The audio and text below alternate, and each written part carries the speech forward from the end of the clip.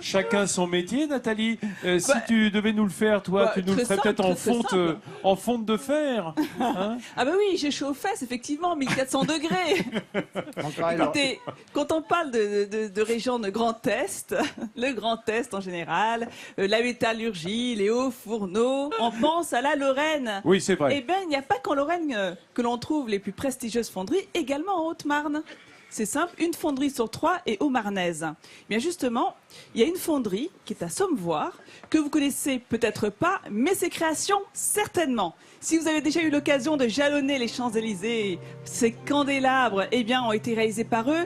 Ces plots, ces poteaux urbains, ces jardinières ont également, ces petits potelets ont également été les réverbères anciens par aussi. eux. Hein. Les réverbères aussi. Enfin, ceux qui ont la forme ancienne. Exactement, c'est eux. Cette fonderie, elle est située à Sommevoire et elle tient une place prépondérante dans l'univers de la fonte d'art et surtout, ça c'est très important, elle continue de susciter les vocations comme Joyce, ce jeune mouleur qui rêve un jour de couler sa propre fontaine Wallace.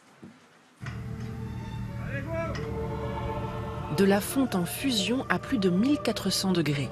Des ouvriers en combinaison de travail dignes de vulcanologues.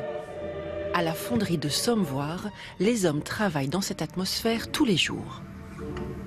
Et sous ce casque, c'est Charles. Il travaille ici depuis l'âge de 17 ans. La fonderie, c'est presque toute sa vie.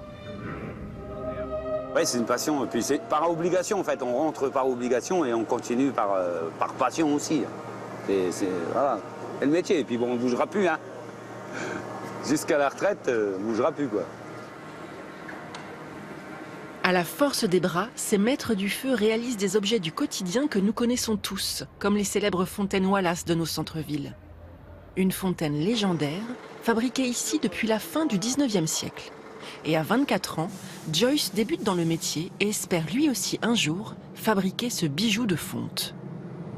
Ah, c'est quand même une œuvre d'art en soi, donc après, j'ai voulu le faire, donc après, pour mon savoir-faire, fallait que je le fasse, quoi.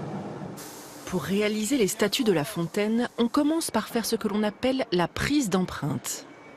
C'est la première étape pour démarrer la fontaine Wallace, et on va mettre du sable sur le modèle pour pouvoir avoir une empreinte propre. Des dizaines de kilos de sable recouvrent le modèle dans son moule, qui est ensuite refermé le temps que la prise se fasse. Et après quelques heures, l'empreinte apparaît. C'est elle qui va donner corps à la future statue. Mais au préalable, l'empreinte va subir le rougeage, ainsi qu'une dizaine d'autres opérations avant d'être de nouveau enfermée dans le moule en attendant d'être coulée. Eric supervise tout. Il sait que ce métier est exigeant.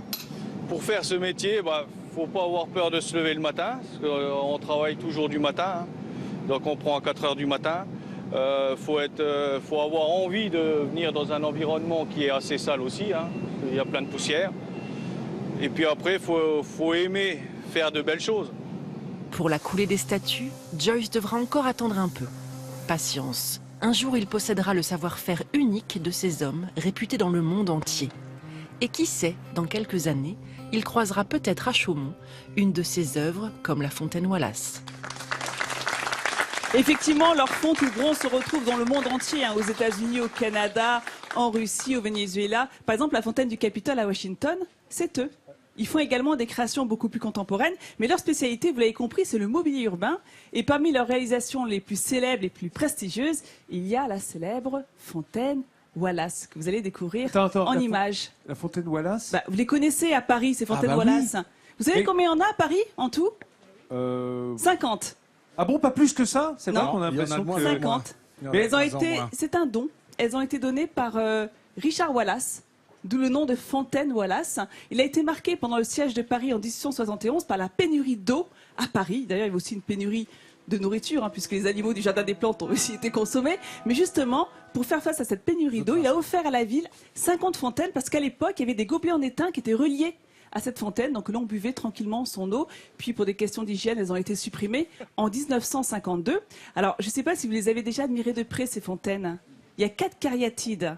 Vous savez, ces femmes en tenue simple, légère, qui sont comme qui font guise de colonnes. Oui, ce sont des petits temples de Diane. Exactement. Il y a un côté très grec. Elles représentent toute une allégorie. La simplicité, la bonté, la sobriété et la charité. T'as servi de modèle, non? Non, non, non, non. Non, non, non. Bon, allez, je ne pouvais pas venir dans la région sans vous présenter quand même le plus gros employeur de Haute-Marne. Ah, attends, je sais ce que c'est. Alors c'est pas Bologne? C'est ça, la Forge de Bologne. Ah, Mais c'est un endroit alors, quelle belle incontournable entreprise. ici. 730 salariés. Alors on n'est plus dans la fonte d'art, hein. On est dans l'univers de la métallurgie, mais là on est vraiment dans l'industrie de pointe. On y fabrique des pièces de sécurité pour l'aéronautique, les amis. Pour les avions de ligne que vous prenez pour partir en vacances, pour Boeing, Airbus. Par exemple, on y fabrique les pièces de frein pour le train d'atterrissage ou encore au niveau du moteur. Et l'outil de production, vous le voyez en image, il est vertigineux. 12 fours de traitement thermique, 28 fours de chauffe, 20 centres d'usinage, 22 presses pour aller jusqu'à 600 tonnes et le tout réparti dans une 50aine de bâtiments. Et cette entreprise, elle fonctionne 24 heures sur 24. Et il y a tout un pôle de recherche et développement pour justement tester, trouver de nouveaux matériaux forgeables, plus légers, plus résistants.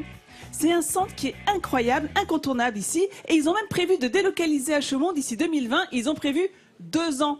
2 belles années pour le déménagement, tellement c'est énorme. Et je parle sous le contrôle de Maxime. Oui, tout le monde s'est mobilisé pour garder cette entreprise sur le territoire, l'agglomération, le département, tout le monde vraiment mobilisé. C'est un enjeu d'emploi évidemment capital pour le département. Et je suppose, Yves de Gaulle, que c'était déjà le souci de votre grand-père Charles de Gaulle que d'avoir un tissu industriel maintenu ici dans le département de Haute-Marne, autour de Colombey. Alors maintenu autour de Colombey, maintenu en Haute-Marne et évidemment maintenu, développé en France. Je rappelle que l'un des axiomes de la vie politique de Charles de Gaulle, c'est de croire au progrès, de croire en l'avenir et de considérer en particulier que le peuple français n'a rien à envier, il l'a dit de cette manière, n'a rien à envier à aucun autre dans le monde. Et que ce qui importe, c'est de libérer son énergie au lieu de l'empêcher de faire.